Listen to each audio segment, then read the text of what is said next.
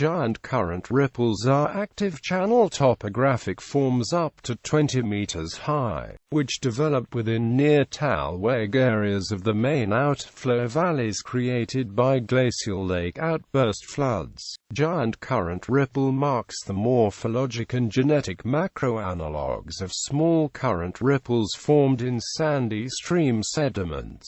The giant current ripple marks are important depositional forms in diluvial plain and mountain scablands. History of the research. The history of the scabland studies has two distinct stages. The old one that began with the first works by J. Harlan Bretz and Joseph Pardee in North America and lasted until the end of the 20th century, that was crowned with the discovery of giant current ripple marks in Eurasia, and a new one. The latter is associated with heated debates concerning the genesis of the relief understudy, and which involved a lot of Russian geologists, geomorphologists and geographers. The discussion about the origin of the giant ripples dealt at least to a certain extent with every aspect of the diluvial theory. For the genesis of the lakes themselves, their existence, duration, possibilities of the cataclysmic failures, etc. To the origin of the diluvial forms, the aspects that have been accepted by many scientists worldwide, including an increasing number of Russian scientists. The state of the problem in the 20th century.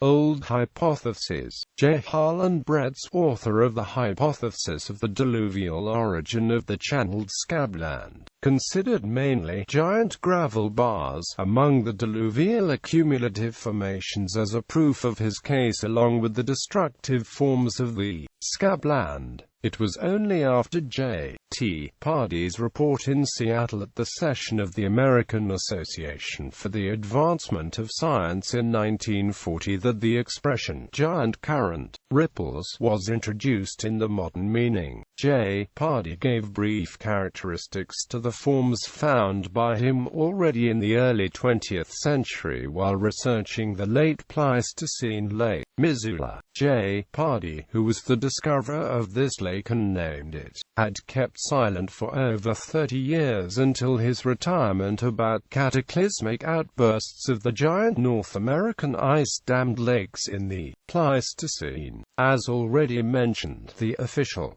American geology, represented by the United States Geological Survey, which strictly controlled all scientific studies, strongly objected to J. H. Bretz's hypothesis in the early 20th century. J. Pardee was a member of this organization. Even the title, Ripple Marks in the Glacial Lake Missoula, of Pardee's report proved the great significance attached by Pardee to the relief he discovered a few decades ago as an instrument for the reconstruction of late Quaternary diluvial paleohydrology in North America. Thus, it is this scientist's name that we should associate with the discovery and correct genetic interpretation of the relief of giant current ripples.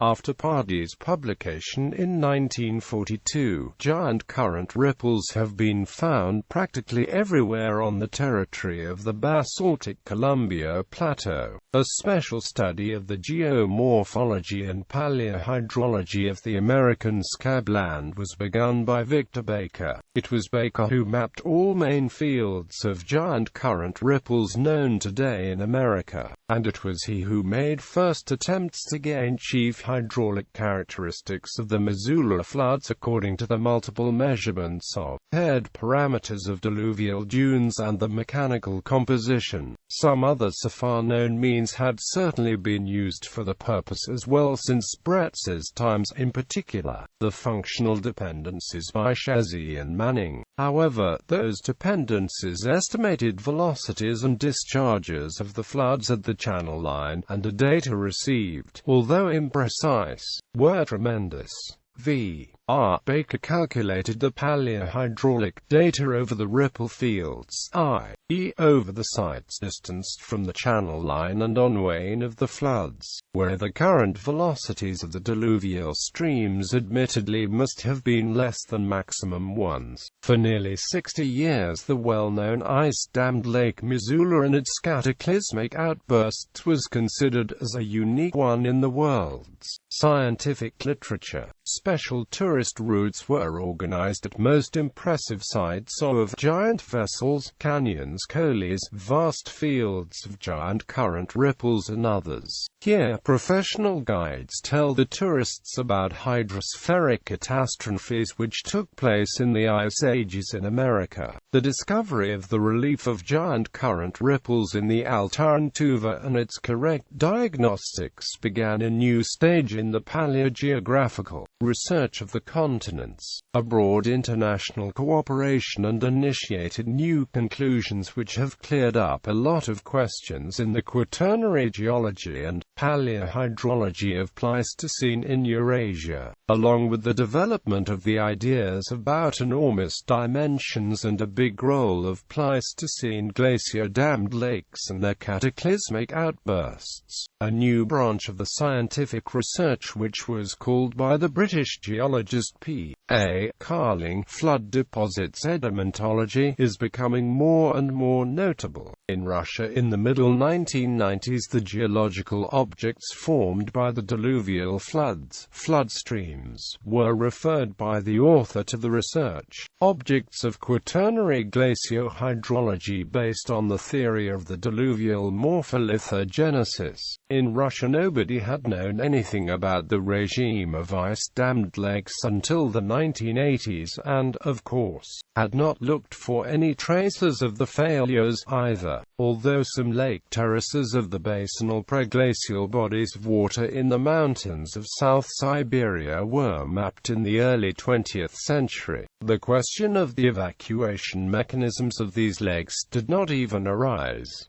As a matter of fact, this question was considered rhetorical, since there are strand lines on the sides of the depressions, then the lakes used to dry gradually and slowly. Moreover, in some authors' opinions, the lakes appeared in the depressions, in particular in the Altai, only once, at the most twice, and when such lake terraces could be poorly distinguished, if any at all, in the depressions, then the question of the lakes did not arise. There were not any lakes. Nevertheless, in the late 1950s G.F. Lungershausen and O.A. Rachovitz were the first to give a correct interpretation to a mysterious ridge and pading relief in Orient Mountain Depression. These scientists were the first to correctly define the genesis of the relief in the depression and to assume, according to the orientation of the diluvial dunes, the eastern direction of the runoff of the rivers, which is opposite to the contemporary one. At some moment in the history of the Altai, the genetic diagnostics of the giant ripples in the Kuri Basin had a general character and was essentially limited to the terminologically correct definition only. The article explained the origin of the direction of the water torrents proper by some neotectonic reasons. New hypotheses of the origin of the giant current ripple marks the notice made by G.F. Lungershausen and O.A. Rachovitz about the diluvial origin of giant ripple marks in Kuri was denied by E.V. Deviatkin, who referred to an oral conclusion made by E.V. Schanzer and wrote that the large ripple marks in Kuri Basin were results of heavy erosional processing of a huge fluvio-glacial fan. M.V. Petkovich expressed a similar opinion in her candidate thesis. She believed that the ridged relief on the right bank of the Tesho River in Kuri Basin was a washed proluvial fan. Every single diagnosis diagnostic sign of the giant ripples given in the corresponding section contradict this theory, especially the cross-layered texture of the sediments in the ripple marks, which correlates with the morphology and the regular asymmetry of their slopes at all the locations. The petrographic composition of the coarse fragmental material in the ripple marks witnesses also against this hypothesis. It is alien to the bedrock of the basins of the Tesho and the Actru rivers. In addition, G. Rusanov found malachite, axonite, sillimanite and cinnabar in the schlicks of the ripple marks in Kuri Basin, which are characteristic of the Kuri Ridge but not found in the schlicks of the end moraines of the Tesho River, the latter adjoining the fields of the giant ripples. Cinnabar is a heavy, fragile and quickly worn mineral. That is why, as G. Rusanov remarks, it cannot be carried away from its original source farther than over first hundreds of meters. Over longer distances this mineral can be transported only in suspension state. At the same time, galena, which is very characteristic of the moraines of the Tesho and the Actru valleys, is not found in the ripple sediments. Hence, pebble deposits adjoining the end moraines of the Tesho cannot be fluvia, glacial or proluvial formations of the meltwater from the glaciers of the Actru and the Tesho. At the time, P.A. Okashev flatly disagreed with his predecessors and contemporaries. He argued that the proofs of the erosional extension of a vast fluvia glacial fan here are unconvincing. In 1970, P.A. Okashev put forward the idea that the giant current ripple marks in Kuri Depression are inversional formations. The ridges presently expressed in the relief used to accumulate as channel sediments within above glacial floods of a vast flat glacial field and projected afterwards onto the substratum. A.N. Rudoy shall point out in this quotation that 1.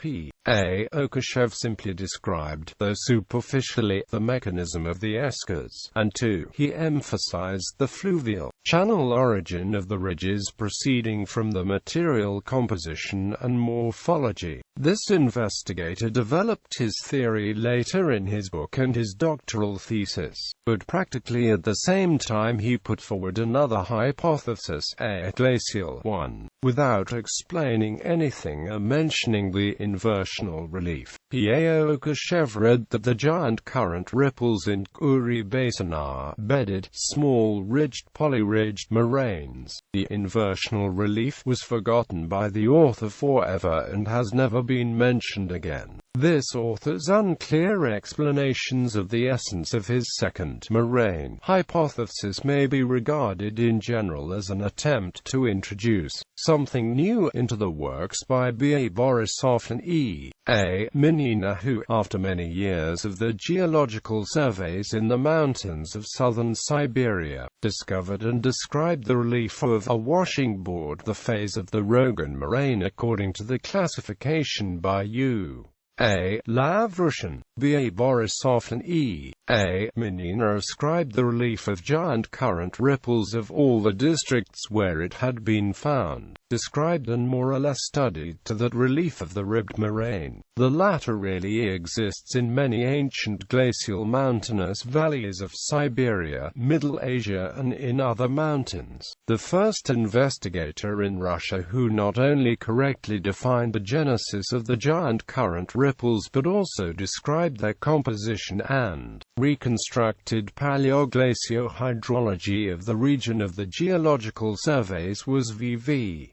Budvilovsky. However, his discovery was made far from the region where nowadays lances are being broken. It was in the valley of the Bashkaus River in the Eastern Altai.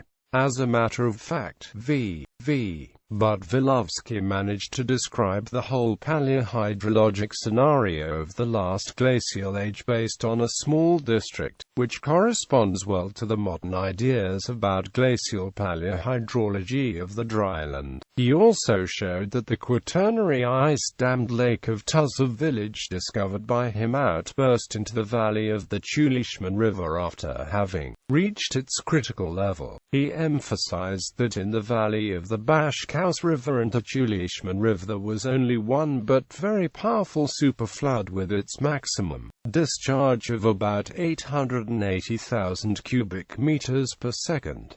Later on, but Wilovsky developed his ideas and defended them in his doctoral thesis. When working in the central and southeastern Altai, A.N. Rudoy studied in this year's the largest in the Altai ice-dammed lakes of Chulia, Uri and Uimorn basins. In autumn 1983, Rudoy carried out some field research on the left bank site of the Katyn River, which is now known as the field of giant current ripples of Platovo Podgornaya. The result of the research was the first published work dedicated to the multiple cataclysmic outbursts of those tremendous Pleistocene ice-dammed lakes.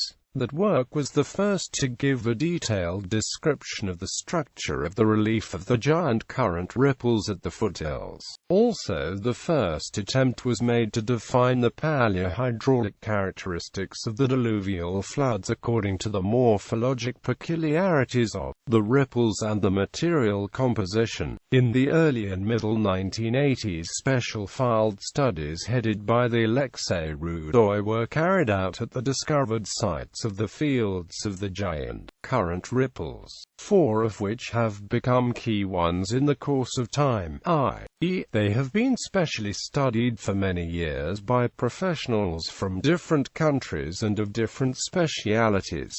These key sites include the location of giant current ripples of Platovo Podgornaya, the location of diluvial dunes of the Little Yalaman, Vienna, the field of the giant current ripples in the central part of Uri Basin, and the diluvial dunes at the basin Karakol on its western raised periphery. Some reconstruction of the regime of the last glacial age, estimates of the glacial runoff at its maxima and post-maxima on the one hand, and the discovery of the diluvial morpholithic complex on the other hand, enabled us already at the late 1980s to outline a common paleoglacio-hydrologic situation of the glacial Pleistocene for those territories of the Earth where the oroclimatic condition were similar to those of the mountains of Siberia.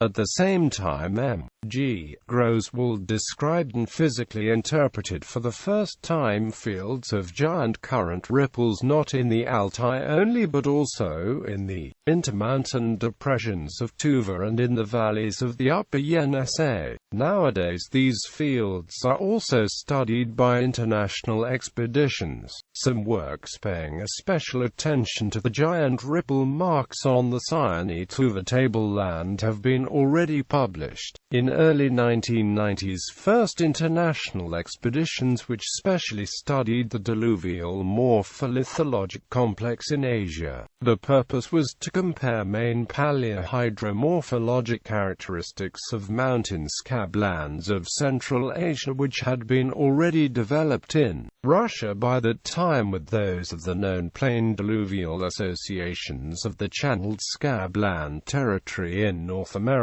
The participants of those first expeditions were specialists from Russia, the United States, Great Britain, Germany and Switzerland. In the second half of 1990s and at the beginning of the 21st century, P.A. Carling carried out some more special expeditions in the Altai. The results were summed up in a cooperative work. Later, a group of German sedimentologists under the direction of Ju. Hergé worked successfully in the Altai. Several big articles presented the refined data of the paleohydraulic parameters of the diluvial floods in the river valleys of the Chuya River and Katyn River. Indiana 1998 South. V. Parnashoff defended his candidate's thesis based on the analysis of some well-known sections of the diluvial terraces at the Katyn River and the Tuya River, as well as on the data by P. A. Carling and conclusions of his own. The thesis paid a certain amount of attention to the key locations of the fields of giant current ripples discovered before. The investigator fulfilled, in particular, the petrographic and granulometric analyses of the clastic material of the giant ripples at the key sites. S.V. Parnashoff based himself on the calculations of the Yerkel-Laup discharges by P. A. Carling 750,000 cubic meters per second, and came to the conclusion that there were no fluvial catastrophes but there were several lake outbursts with the discharges not higher than those of contemporary big rivers. Instead of the diluvial sediments, this author suggested a new geological formation, the flood alluvium. Consequently, S.V. Parnashoff distinguished the flooding period in the Altai of about 150,000 years long. The genesis of the basinal lakes, however, S.V. Parnashoff admitted so far as ice-dammed 1. 2 years later I.S. Novikov joined the investigations by S.V. Parnashoff. These geologists drew a conclusion that the glaciers could not dam themselves such big lake depressions. Consequently, the dams were ice-tectonic ones. So, according to the authors quoted, during the flooding period that lasted for about 150,000 years, there were no less than 7 cataclysmic flooding occurrences associated with the outbursts of the paleolakes. Moreover, a tectonic obstacle also played a role in the damming of the lakes during the very last degradation phases of the WURM glacier. Alternate explanations. New antediluvialists have put forth alternate explanations to the giant current ripples theory. The giant current ripples in the valleys of the Altai are ordinary ripples like contemporary river dunes of large rivers. The author of the quotation is A.V.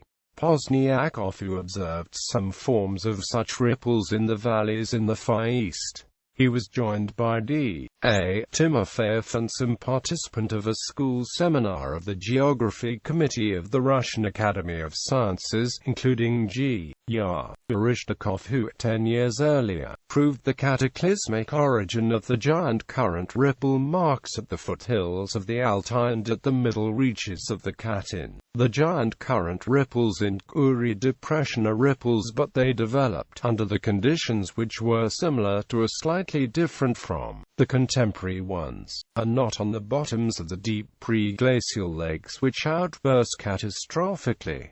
Quoted from an essay in The Geomorphology, written by G. R. Barishnikov and others with references to the opinion of the participants of the above-mentioned school seminar adopted after the discussion. The giant current ripples in Uri Depression are not ripples at all but the consequence of a meteorite fall. The giant current ripples in Uri Depression are not ripples at all but the consequence of an earthquake. These hypotheses contain both elastic vibrations and crypto-explosion structures.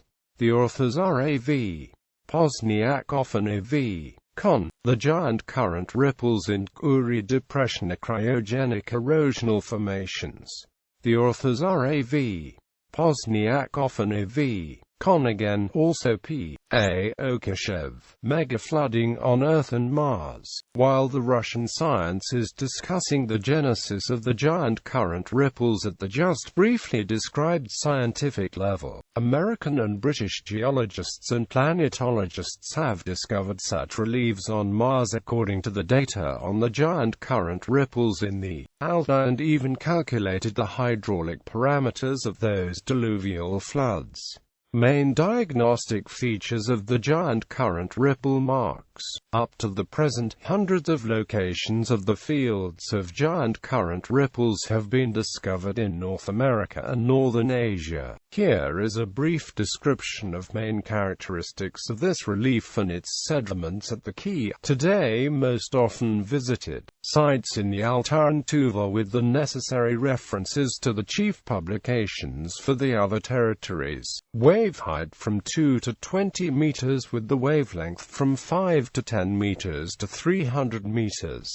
Ripple marks are stretched transversely to the diluvial floods. They are clearly and regularly asymmetric. The proximal slopes are orientated towards the flood. They are more gentle with slightly prominent profiles. The distal slopes are steeper with slightly concave profiles nearer to the crest. Big, poorly rounded boulders and blocks are often to be found at pre-crest and upper part of the slopes. Giant current ripple marks are constituted by deposits of pebbles and small boulders with a low percentage of coarse and big-grained sand. The fragmentary material is diagonally cross-bedded, agreed with the dip of the distal slope. Irrespective of the age of the ridges, the sediments are loose and dry. Fragments are not hardened with loamy and silt. Fields of giant current ripples are situated close to the runoff ways from basinal ice-dammed lakes and to vortex zones within valley expansions.